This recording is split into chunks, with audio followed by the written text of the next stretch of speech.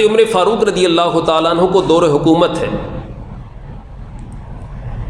حضرت عمر رضی اللہ تعالیٰ عنہ کی ملاقات امام حسین سے ہوئی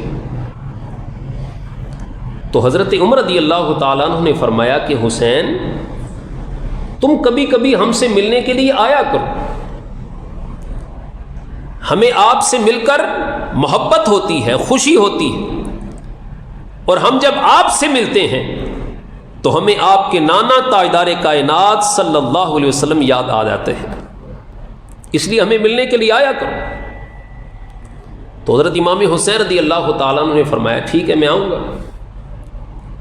حضرت امام حسین رضی اللہ تعالیٰ عنہ فرماتے ہیں کہ میں ایک دن سیدنا عمر فاروق رضی اللہ تعالیٰ عنہ کو ملنے کے لیے گیا تو دیکھا کہ آپ کے کمرے کا دروازہ بند تھا۔ آپ اپنے گھر کے اندر، کمرے کے اندر سیدنا امیر معاویہ رضی اللہ تعالی عنہ آپ کے ساتھ پرسنل میٹنگ کر رہے تھے، خاص پہلوؤں پر گفتگو ہو رہی تھی، اور امام حسین رضی اللہ تعالیٰ عنہ فرماتے ہیں کہ دروازے پر حضرت عمر کے اپنے بیٹے، سگے بیٹے حضرت عبداللہ کھڑے تھے، تو میں بھی جا کر کھڑا ہو گیا۔ کچھ دیر کے بعد حضرت عمر کے بیٹے حضرت عبداللہ واپس چلے گئے، دروازہ کھٹکھٹائے بغیر، اندر گئے بغیر، حضرت عمر کے اپنے سگے بیٹے واپس چلے گئے۔ تو امام حسین رضی اللہ تعالیٰ عنہ فرماتے ہیں کہ میرے دل میں خیال آیا کہ اتنی خاص میٹنگ ہے کہ اس میٹنگ میں حضرت عمر کے اپنے سگے بیٹے عبداللہ کو جانے کی اجازت نہیں ہے، تو اس خاص میٹنگ میں مجھے جانے کی اجازت کیسے ہوگی؟ امام حسین فرماتے ہیں یہ سوچ کر میں بھی وہاں سے واپس چلا گیا۔ کچھ عرصے کے بعد پھر حضرت عمر رضی اللہ تعالیٰ عنہ کی میرے ساتھ ملاقات ہوئی تو حضرت عمر نے فرمایا کہ اے حسین میں نے عرض کی تھی کہ آیا کرو اور آپ آئے ہی نہیں۔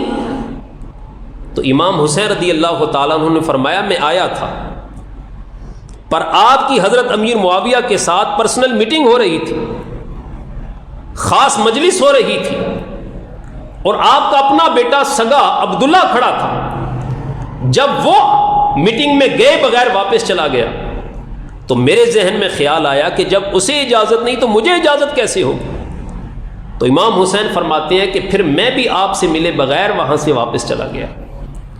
اس پر حضرت عمر رضی اللہ تعالیٰ عنہ نے دو جملے ارشاد فرمائے، وہ دونوں جملے سنیے اور پھر اندازہ کیجئے حضرت عمر کے دل میں امام حسین کی کتنی محبت تھی۔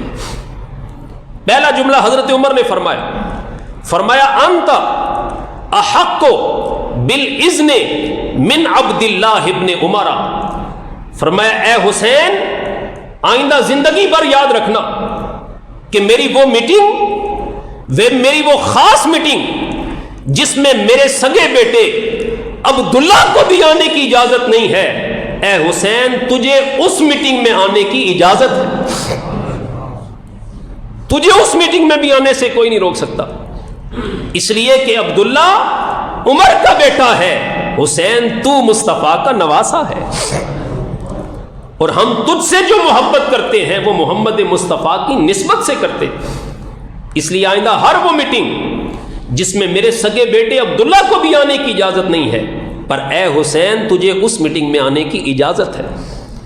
اور دوسرا جملہ حضرت عمر نے کیا فرمایا، وہ جملہ اس سے بھی کمال کا جملہ ہے۔ حضرت عمر رضی اللہ تعالیٰ عنہ نے فرمایا اے حسین انما انبت فی رؤوسنا اللہ ثم انتم، اس کا لفظی ترجمہ کرنے کی مجھ میں ہمت نہیں ہے۔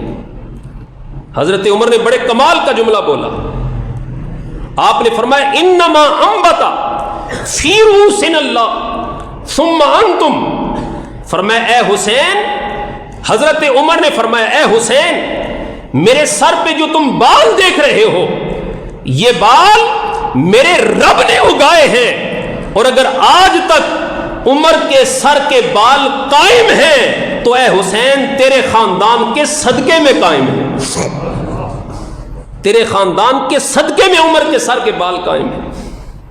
یہ حضرت عمر، جب انسان پر کوئی مصیبت آ جائے تو جو اس بڑی مصیبت میں آپ کا ساتھ دے، آپ بعد میں اسے کیا کہتے ہیں؟ آج تو نے میری پگڑی بچا لی ہے۔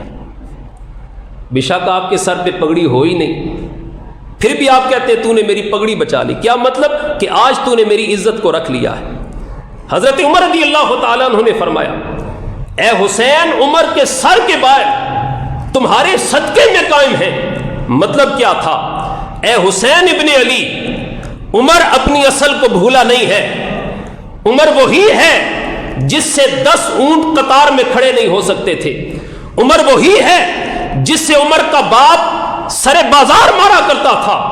آج اگر 22 مربع میل پر عمر کی حکمرانی کا سکہ چل رہا ہے، آج اگر آدھی دنیا پر عمر کی حکومت قائم ہے، آج اگر کیسر و قصرا کے بادشاہ عمر کے نام سے کانپ رہے ہیں، آج اگر کیسر و قصرا کے بازار عمر کے نام سے کانپ رہے ہیں، اس میں عمر کا اپنا کوئی کمال نہیں ہے، اس میں کمال حسین تیرے نانا کا ہے۔ اس میں عمر کا اپنا کوئی کمال نہیں ہے، اس میں کمال حسین ابن علی تیرے خاندان کا ہے۔ تو فرمایا کہ میرے سر کے جو بال قائم ہیں، اے حسین، یہ بال بھی تیرے نانا کے صدقے میں قائم۔ تو کیسی محبت تھی صحابہ کرام کو تاجدار کائنات صلی اللہ علیہ وسلم کی اولاد کے ساتھ۔ یہاں پر ایک جملہ